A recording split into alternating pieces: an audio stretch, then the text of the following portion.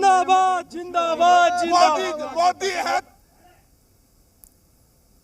तो वहां मुख्यमंत्री के जिंदाबाद के नारे लगाए जा रहे हैं। दरअसल हालांकि चूंकि ये मामला जो है वो किसी मुख्यमंत्री या प्रधानमंत्री या किसी और नेता तक सीमित नहीं था, इसमें सरकार, केंद्र सरकार, प्रधानमंत्री लगातार उत्तराखंड की सरकार से संपर्क में थे और बार बार ये कह रहे थे कि हर वो प्रयास करना है कि कैसे भी करके ये मजदूर वापस सकुशल निकाल लिए जाएं, इससे बड़ी जीत नहीं हो सकती है।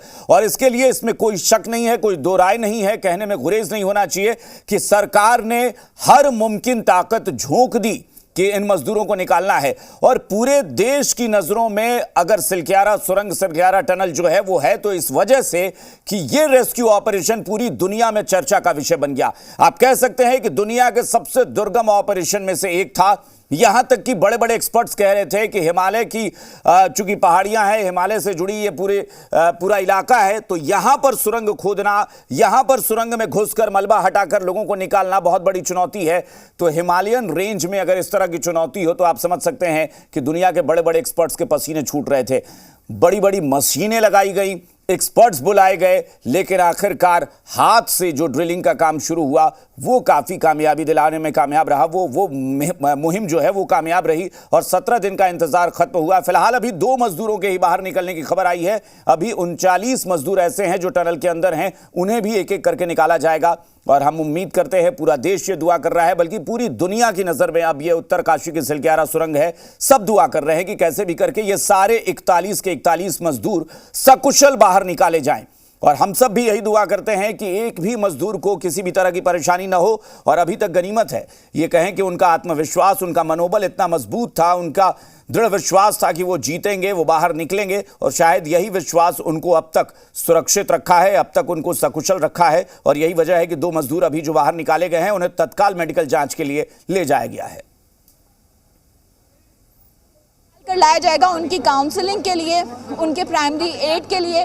डॉक्टर्स यहाँ पर मौजूद हैं और इसके साथ इस चीज़ का भी ध्यान रखना होगा क्योंकि काफ़ी लंबा समय 17 दिन ये लोग अंदर रहे हैं। ऐसे में जब एकदम से खुले एटमॉस्फेयर में आएंगे तो वहाँ पर किसी तरह की दिक्कत ना हो, शारीरिक तौर पर भी और मानसिक तौर पर भी, तो इसका भी ख्याल रखा गया है। उसी हिसाब से मेडिकल टीम तैनात की गई है और इसके साथ उसमें मनोचिकित्सक भी अपॉइंट किए गए हैं जो लोगों की काउंसलिंग करेंगे।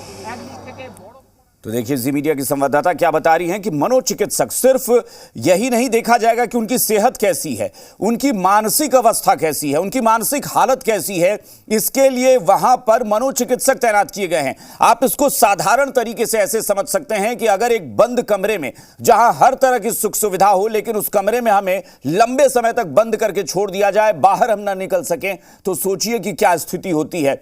अच्छे लोगों की वहां मानसिक स्थिति, मनोदशा बिगड़ जाती है। लेकिन यहां ये मजदूर किसी सुख सुविधा में नहीं थे, बल्कि एक ऐसी सुरंग में फंस गए थे जहां इन्हें पता ही नहीं था कि हम जिंदा बचेंगे या नहीं बचेंगे। इन्हें पता ही नहीं था कि हम बाहर कभी यहां से निकल पाएंगे या नहीं निकल पाएंगे, क्योंकि वहां कोई बिस्तर नहीं था, वहां गद्दे नहीं थे, वहां बाथरूम नहीं था, कुछ भी नहीं था।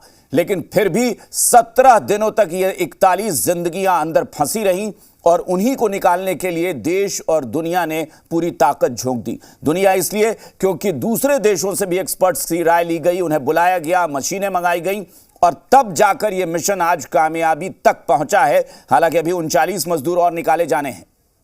माहौल है कि पटाखे, मैं आपको बताना चाहती हूँ, खुशी का ये माहौल है कि जयकारों के साथ पटाखे भी छूटने लगे हैं। अभी यहाँ धमाका हुआ है, पटाखे छोड़े जा रहे हैं और जयकारे लगाए जा रहे हैं। तो खुशी की एक ये अलग तस्वीर भी है जो शायद अपेक्षित ना हो, लेकिन स्थानीय लोग जो लगातार यहाँ पर बने हुए थे तो पटाखे भी छोड़े जा रहे हैं। और ये पीछे देखिएगा तस्वीरें, एम्बुलेंस की यहाँ पर किस तरह से लाइन लगी हुई है और लोगों को बाहर निकालने का इंतजार किया जा रहा है।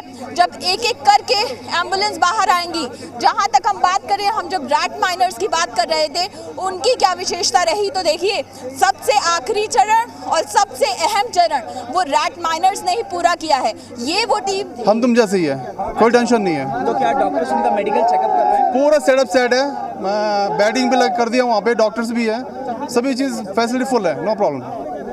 जी तो आपके हिसाब से कितना लगभग एक वर्कर को निकालने में समय लग रहा है? सर मोस्टली 15 मिनट मतलब 60 मीटर का डिस्टेंस है सर, उसे आने में कितना टाइम लग सकता है, इतना है बस, ज़्यादा वो नहीं है उसके अंदर। ओके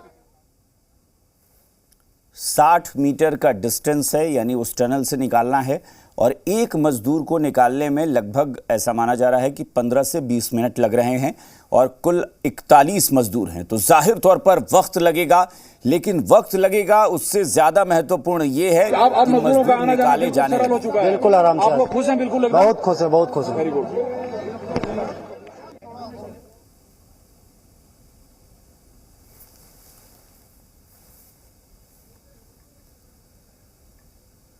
तो एम्बुलेंस में मजदूरों के परिजन भी मौजूद हैं और आप ये तस्वीरें देख रहे थे, हमारी संवाददाता वहां दिखा रही थी कि वहां पर एम्बुलेंस की पूरी कतार लग गई है।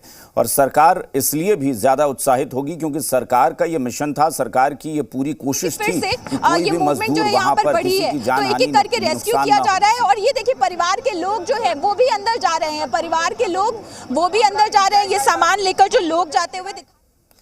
चलिए आपको इस वक्त एक और बड़ी खबर दे दें, खुशी और बढ़ गई।